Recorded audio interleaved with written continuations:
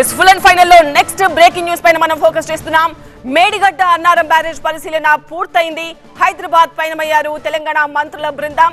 Kaleshwaram project నిర్మాణం, design, barrage లోపాలపై 2 రోజుల్లో నివేదిక ఇవ్వాలని ఈఎన్సీని ఆదేశించారు మంత్రి ఉత్తమ్ కుమార్ రెడ్డి. కుంగిన పిల్లర్లపైనే ప్రాజెక్టు భవిష్యత్తు ఆధారపడి ఉందన్నారు మంత్రులు. ప్రాజెక్టుపై జ్యుడిషియల్ విచారణకు ఆదేశిస్తామని ప్రకటించారు. కాళేశ్వరం ప్రాజెక్టు నిర్మాణం, డిజైన్ సహేతుకంగా లేదని తెలంగాణ మంత్రులు విమర్శించారు. అతి త్వరలోనే దీనిపై జ్యుడిషియల్ విచారణ జరుపుతామని మంత్రి ఉత్తమ్ తెలిపారు. అధికారులు వాస్తవాలు బయటపెట్టాలని మంత్రులు డిమాండ్ చేశారు. Investigation, enquiry, judicial enquiry, repair work.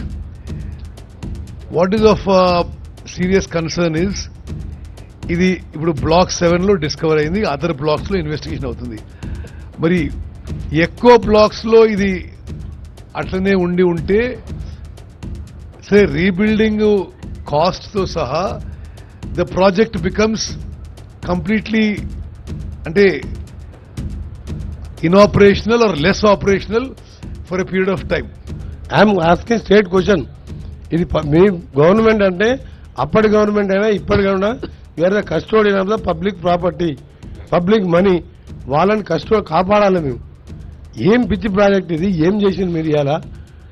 ఇవాళ పియర్ కిందికి 1.2 మీటర్స్ 5 మీటర్లు దిగింది. అది దాన్ని రెక్టిఫై చేస్తుంటున్నాం. అన్నారం కింద బ్యారేజ్ ఉన్నది.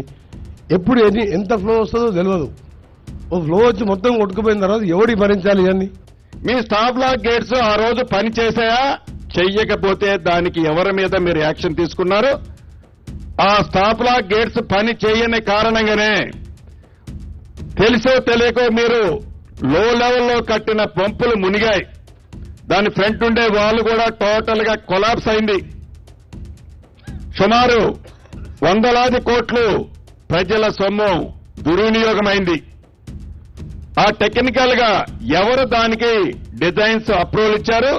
ఆ డిజైన్స్ అప్రూవల్ ఇచ్చిన అధికారుల మీద కనీసం ఏమన్నా రివ్యూ చేసి దాన్ని మీరు డిబేట్ పెట్టారా?